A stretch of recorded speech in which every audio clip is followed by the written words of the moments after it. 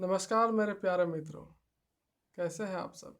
उम्मीद करता हूँ कि आप सब कुशल मंगल होंगे, सही सलामत होंगे।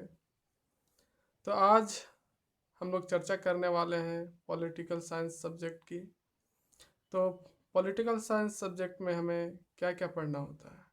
इसमें हम इंडियन पॉलिटी पढ़ते हैं, कॉन्स्टिट्यूशन के बारे में पढ़ते हैं और मूल विधि प्रायः वे लोग उन लोगों के लिए लाभदायक होता है जो स्पेशली एसआई पोस्ट के लिए तैयारी करते हैं, सब इंस्पेक्टर पोस्ट की तैयारी करते हैं। तो सिलेबस इसका क्या होता है, पॉलिटिकल साइंस में हमें क्या क्या पढ़ना होता है। पॉलिटिकल साइंस में हमें इंडियन पॉलिटी और कॉन्स्टिट्यूशन, इनमें हम क्या क्या पढ़ते हैं।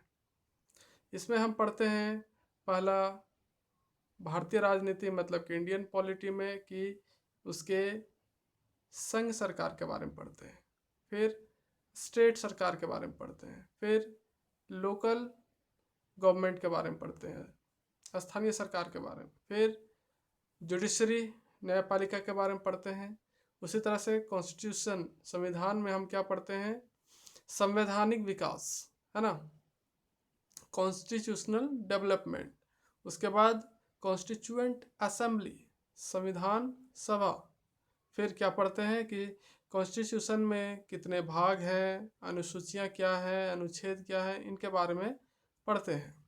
फिर यूनियन एंड इट्स टेरिटरी, संघ एवं उसके राज्य क्षेत्र के बारे में भी हम पढ़ते हैं कॉन्स्टिट्यूशन में, है ना। फिर आगे हम देखते हैं इसके आगे कि क्या पढ़ना होता है कि जुडिशरी के बाद ऑर्गेनाइजेशन, संस्थाएं के बारे में पढ़नी होती हैं कि कौन कौन सी संस्थाएं होती हैं। फिर इसमें हम पढ़ते हैं सिटीजनशिप, नागरिकता, एफआर मतलब कि फंडामेंटल राइट्स, मौलिक अधिकार, डीपीएसपी राज्य के नीति निर्देशक तत्व, एंड एफडी फंडामेंटल ड्यूटीज मौलिक कर्तव्यों के बारे में हम पढ़ते हैं। उसी तरह से मूल विधि में पढ़ना होता है जो भी धाराएं होती हैं, आईपीसी, सीआरपीसी, है ना, इंडियन एविडेंस एक्ट, इन सब के बारे में हम पढ़ते हैं। STSC act, human right protect act, जितने भी इस तरह की धाराएं होती हैं उनके बारे में हम पढ़ते हैं। तो आइए हम शुरुआत करते हैं इंडियन पॉलिटी, भारतीय राजनीति शास्त्र में गवर्नमेंट से, है ना। गवर्नमेंट से पहले जानने की बात होती है राष्ट्र मतलब कि नेशन। नेशन आखिरकार होता क्या है, किसे कहते हैं नेशन। नेशन हम कहते हैं जिसमें मतलब कि वैसा क्षेत्र या फिर वैसा देश, है ना, जहाँ पर ये चार एलिमेंट जो है वो मुख्यतः पाई जाती हैं या फिर इनका होना नेसेसरी है। फर्स्ट क्या है, पॉपुलेशन। पॉपुलेशन मतलब कि वहाँ का जो आबादी होगा, है ना, उसकी अपनी आबादी होगी, ज़्यादा क्षेत्रों में ज़्यादा आबादी। और टेरिटरी, क्षेत्र उसके क्या होंगे, गवर्नमेंट, वहाँ का सरकार होना चाहिए अपना, है ना। और सब रीजन मतलब कि संप्रभुता, उसकी अपनी संप्रभुता होनी चाहिए। किसी भी देश या फिर किसी भी राष्ट्र का मतलब कि राष्ट्र या फिर देश का क्या कह सकते हैं, उसको मान्यता तभी मिलती है जब उसके चार मूलभूत तत्व होते हैं। कौन कौन, फर्स्ट में पॉपुलेशन, सेकंड में टेरिटरीज, एंड थर्ड में गवर्नमेंट, एंड फोर्थ में सब रीजन, है ना। तो इंडियन पॉलिटी में हम इस यहीं से शुरुआत करेंगे, कहाँ से, गवर्नमेंट से। आखिरकार गवर्नमेंट होता क्या है, कैसे ये बनता है, क्या इसकी प्रोसेस है ना, कौन कौन सा क्षेत्र इसके अंतर्गत आता है, गवर्नमेंट में क्या कार्य होता है, इसके बारे में सारी जानकारी हम लेंगे। तो गवर्नमेंट होता क्या है, सरकार। मतलब कि किसी भी देश या फिर किसी भी राज्य में एक सरकार का गठन किया जाता है ना, जनता के द्वारा, वहाँ के नागरिक के द्वारा, है ना, लोकतांत्रिक सरकार के द्वारा लोकतांत्रिक सरकार की गठन किया जाता है, जिसमें वे जनता के प्रतिनिधि मिलकर एक सरकार का गठन करते हैं और पूरे देश या फिर राज्य में अपने नियम कानून व्यवस्था लागू करते हैं और जनता की भलाई के लिए काम करते हैं। तो गवर्नमेंट है ना, कि उसके कितने स्तर होते हैं या फिर उसके कौन कौन से भाग होते हैं और गवर्नमेंट के अंदर क्या क्या आता है, इसके बारे में देखते हैं हम। तो गवर्नमेंट का स्तर क्या क्या है। गवर्नमेंट जो होता है मेनली 3 पार्ट्स में डिवाइड होता है ना। इसके 3 स्तर होते हैं। कौन कौन? फर्स्ट होता है यूनियन गवर्नमेंट, है ना, संघ सरकार जो सेंट्रल लेवल पर कार्य करती है। स्टेट गवर्नमेंट, राज्य सरकार जो स्टेट लेवल पर काम करती है। और लोकल गवर्नमेंट, स्थानीय सरकार जो डिस्ट्रिक्ट लेवल पर काम करती है। तो ये होता है सरकार के अंग, सरकार के स्तर बोल सकते हैं। कौन कौन? यूनियन गवर्नमेंट सेंट्रल लेवल पर कार्य करेगी, स्टेट गवर्नमेंट स्टेट लेवल पर कार्य करेगी, और लोकल गवर्नमेंट जो स्थानीय सरकार होगी वो डिस्ट्रिक्ट लेवल पर काम करेगी। तो सब रीजन, आखिरकार सब रीजन होता क्या है ना, इसके बारे में थोड़ा हम जान लेते हैं। सब रीजन कि जिस देश पर क्या है, जिस देश पर किसी अन्य देश का अधिकार नहीं होगा, है ना, जिस देश पर किसी अन्य देश का अधिकार नहीं होगा, कहने का मतलब है कि वैसा देश जहाँ पर उसकी अपनी स्वतंत्रता हो, किसी अन्य का अधिकार, किसी अन्य का सरकार वहाँ पर राज्य ना करता हो, है ना, राज ना करता हो, उसी क्षेत्र को या फिर उसी देश को क्या बोलेंगे? संप्रभुता कहेंगे, संप्रभुत संपन्न कहेंगे। वहाँ पर किसी भी दूसरे देश का अधिकार नहीं होगा, है ना, वैसे ही देश को क्या बोला जाता है? सब रीजन। तो संघ सरकार एवं राज्य सरकार के बीच कैसा संबंध होता है? स्वतंत्र संबंध होता है। राज्य सरकार और संघ सरकार, है ना, के बीच कैसा संबंध होता है? स्वतंत्र संबंध होता है प्यारे दोस्तों। ये क्या होते हैं कि अपने राज्य के लिए राज्य सरकार अपने तरीके से काम करती है, और जो संघ सरकार होती है, जो केंद्र सरकार होती है, वो पूरे अपने राष्ट्र के लिए अपने तरीके से काम करती है। सभी अपने अपने क्षेत्रों में कार्य करने के लिए स्वतंत्र होते हैं। किसी पर किसी तरह का अपना क्या होता है कि दबाव नहीं होता है। अपने देश की भलाई के लिए, अपने राज्य की भलाई के लिए वे अपने तरीके से काम कर सकते हैं, वे स्वतंत्र होते हैं। बस ध्यान यही रखा जाता है कि इससे जनता की भलाई हो, राज्य का विकास हो, देश का विकास हो, है ना। दुनिया जिस तरह से विकास कर रही है उसी तरह से वो अपने देश और राज्यों का विकास करने के लिए योजनाएं, नियम कानून जो भी होते हैं वो बनाते हैं और इसे लागू भी करते हैं। तो स्थानीय सरकार, हमने देखा कि संघ सरकार और राज्य सरकार जो होता है उनके बीच स्वतंत्र संबंध होता है, लेकिन स्थानीय सरकार जो होती है ना, स्थानीय सरकार राज्य सरकार के अधीन होती है। मतलब कि जो भी काम करेगा वो कौन? स्थानीय सरकार।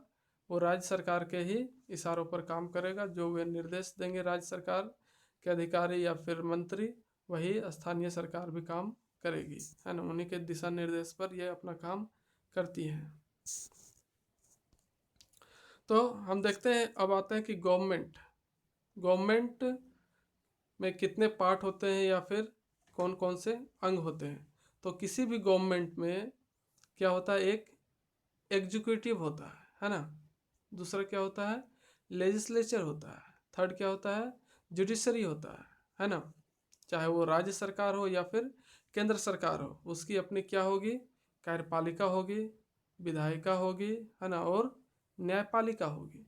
तो कार्यपालिका में कौन कौन आते हैं? तो उस सरकार के, है ना, उस गवर्नमेंट के जितने भी मिनिस्टर होंगे वे सारे के सारे एग्जीक्यूटिव में आएंगे, कार्यपालिका में आएंगे। और उस सरकार का जो हाउस होगा, है ना, वो कहाँ किस पर आएगा? लेजिस्लेचर, विधायिका पर आएगा। और उस राज्य या फिर उस देश में जो कोर्ट होंगे, जो न्यायालय होंगे, है ना, वो किसके अंतर्गत आएंगे? जुडिशरी, न्यायपालिका के अंतर्गत आएंगे। तो आगे हम देखते हैं कि कार्यपालिका, आखिरकार कार्यपालिका क्या होता है, इसका क्या काम होता है। तो कार्यपालिका का जो काम होता है वो इम्प्लीमेंटेशन ऑफ लॉ होता है। कानूनों को लागू करना होता है ना। जो भी नियम कानून बनते हैं जनता की भलाई के लिए, राष्ट्र के विकास के लिए, देश के विकास के लिए या फिर राज्य के विकास के लिए उनको लागू करने का काम जो होता है वो कौन करती है? कार्यपालिका करती है। मतलब कि उस सरकार के जो मंत्रीगण होते हैं, जो मंत्री परिषद होती है, वो करते हैं। और सेकंड आता है विधायिका। विधायिका कहने का मतलब है कि जो कानून बनाता है ना। विधायिका में हमने देखा था कि उसमें हाउसेस होते हैं। हाउसेस मतलब कि सदन होता है। जैसे हमारे देश में लोकसभा और राज्यसभा 2 हाउसेस होते हैं, है ना, केंद्र सरकार के लिए, जो क्या करती है, मिलकर नियम कानून बनाते हैं। और उसी नियम कानून को कौन लागू करती है? कार्यपालिका, मतलब कि उस सरकार के मंत्रीगण।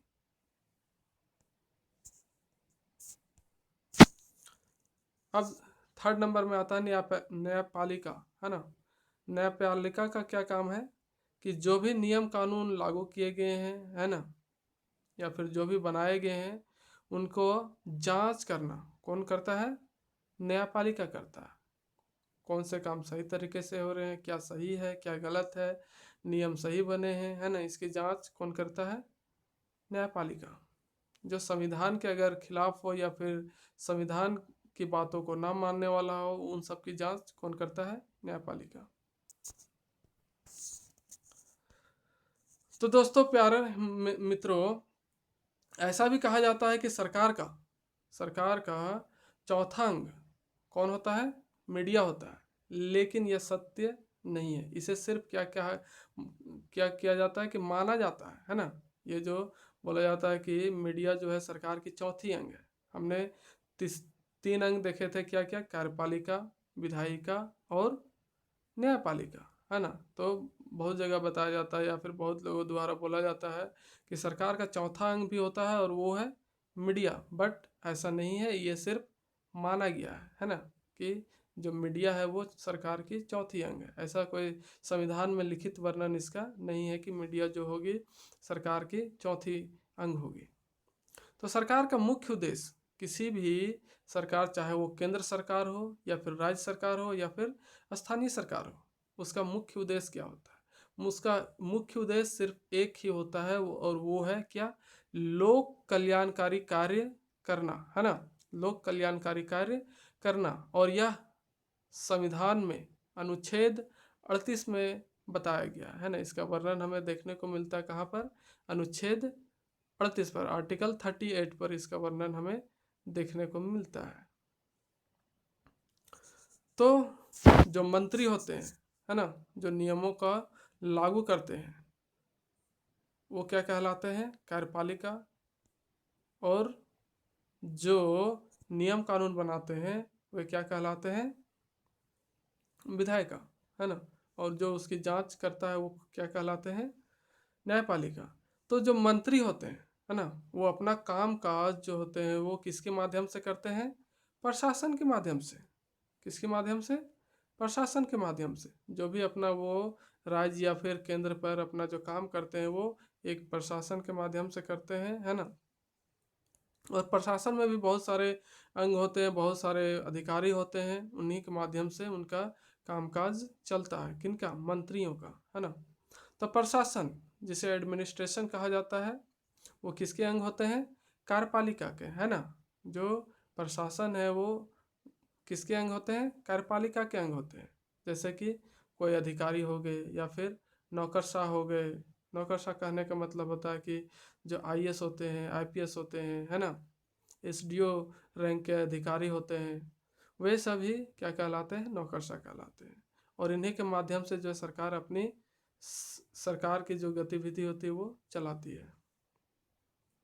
फॉर एग्जांपल, कोई स्टेट है या फिर जैसे कि यहाँ पर हरियाणा का एग्जांपल लिया जाए। किसका? हरियाणा या फिर एनी स्टेट, कोई भी स्टेट में वहाँ का जो विधि व्यवस्था है उसको चलाने के लिए कौन सा मंत्री कार्य करता है? गृह मंत्री कार्य करता है ना। वो क्या करता है? To maintain of law and order. उस राज्य का या फिर उस देश का जो विधि व्यवस्था है उसको नियंत्रित करता है, मेंटेन करता है कौन? गृह मंत्री, है ना। और इसी गृह मंत्री के अंडर में ये जो प्रशासन है ना, उसका गठन किया जाता है और उसका संचालन किया जाता है। ये हमारे संविधान में बताया गया है कि जो भी मंत्री होंगे वो अपना काम जो है वो किसके माध्यम से करेंगे, प्रशासन के माध्यम से करेंगे। और किसी भी राज्य में जो प्रशासन व्यवस्था होगा उसमें सबसे ऊपर मतलब कि पूरे स्टेट के जो एक मुख्य अधिकारी होंगे वे होंगे डीजीपी, है ना। फर्स्ट में क्या है, डीजीपी। जो हर एक स्टेट में एक अधिकारी होता है डीजीपी, जिन्हें कहा जाता है डायरेक्टर जनरल ऑफ पुलिस, है ना। और उसके नीचे काम करते हैं ADGP, additional director general of police. फिर उसके नीचे आईजी, जो जोन हेड होते हैं, जोनल हेड होते हैं, जिन्हें कहा जाता है इंस्पेक्टर जनरल। डीआईजी, वो भी जोनल क्षेत्र में ही काम करते हैं, जो जोनल एरिया में काम करते हैं, उन्हें कहा जाता है deputy inspector of general. SSP, है ना, जो डिस्ट्रिक्ट लेवल पर काम करते हैं, सीनियर सुप्रिटेंडेंट ऑफ पुलिस। फिर उसी तरह से ASP, assistant superintendent of police, या फिर एसपी, सुप्रिटेंडेंट ऑफ पुलिस। तो उसी तरह से आगे देखते हैं, उनके नीचे काम करते हैं डीएसपी या फिर सीओ, है ना, सर्कल ऑफिसर। फिर उनके नीचे काम करते हैं इंस्पेक्टर। फिर उनके नीचे काम करते हैं एसआई, सब इंस्पेक्टर। और फिर उनके नीचे काम करते हैं एएसआई, असिस्टेंट सब इंस्पेक्टर। फिर उसके नीचे काम करते हैं कौन, हेड कांस्टेबल, है ना, एससी। फिर उनके नीचे काम करते हैं कांस्टेबल। तो यहाँ तक हमने देखा और यहीं तक आज हम चर्चा किए, यहीं तक रहने देते हैं। यहीं तक का जो क्लास होगा यहीं तक होगा। उसके बाद आगे क्लास में हम देखेंगे कॉन्स्टिट्यूशन के बारे में, इसकी क्या कहानी है, उसके बारे में हम नेक्स्ट वीडियो में देखेंगे। तब तक के लिए नमस्कार।